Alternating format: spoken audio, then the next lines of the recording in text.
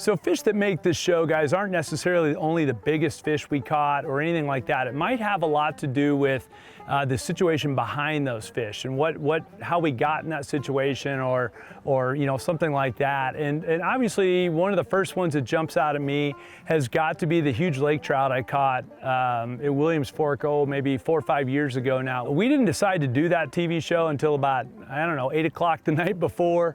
Another old buddy of mine, Eric, we were staying at his house, Tim and I were staying at his house, and he says, well, geez, you've done pike shows, I want to see a lake trout show. So we went lake trout fishing, and within about, a half an hour of fishing, we hooked one of the biggest lake trout I've ever seen, certainly the biggest one I've ever caught, and it ended up being one of the best catches we've ever had on Fishful Thinker television.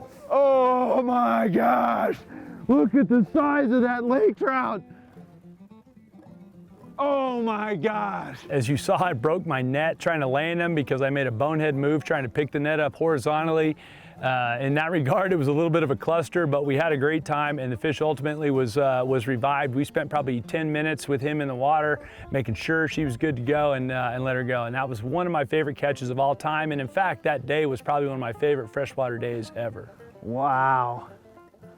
Thank you, thank you, thank you, thank you. One of the things that makes some of these catches my favorite is when there's some pre-discussion about it before it happens, which makes it feel a little bit less lucky. So one of them, we were at Camp Hayes in Nebraska, and we were having dinner at some little diner there in town, and we met a local, and the local mentioned that there was pike in this lake, and we didn't even know they were in this lake. We didn't know anything else about the lake for that matter, but we knew only there was largemouth. Well, he mentioned that there was pike, and not very many of them, but some really big ones.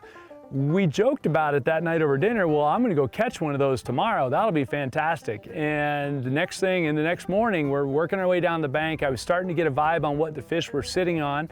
I mentioned that I liked this particular spot because there was an angler lay down, a little cut in the bank right there. I mentioned to Tim that, hey, I like this spot. I make a pitch over there, bait goes underwater. Tim rolls on it perfect. You can see the fish swirl underwater, and I set up and get him, and it ends up being a great pike on a pitch bait. There's fish. Got him. Big one. Big one. Big old pike. Oh crap, there's a big pike. If he stays on here, it's gonna be interesting.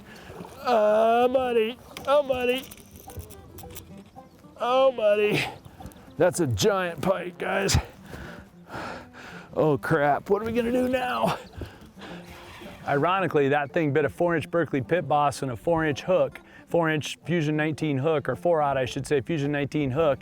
One of the first times we were putting that whole combo together, and to catch a fish like that in the little boat, have him pull the boat around, was really ironic. At one point, he got me bent over to the gunnel on the boat, had the rod up against the gunnel, the trolling motor got stuck in the bushes, and I couldn't figure out why I couldn't get the boat off the bank, but long story short, we boated him, and it was a great catch.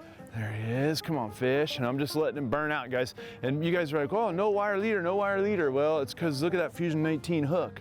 It's right in the corner of his mouth. That was a well-timed hook set. And we're gonna see about getting a hold of this guy here. Next thing we're gonna do is try to gracefully get a hold of him right there, like that. How'd I do, people? How'd I do? Let me take that out of there. That's a nice one first thing in the morning. All right.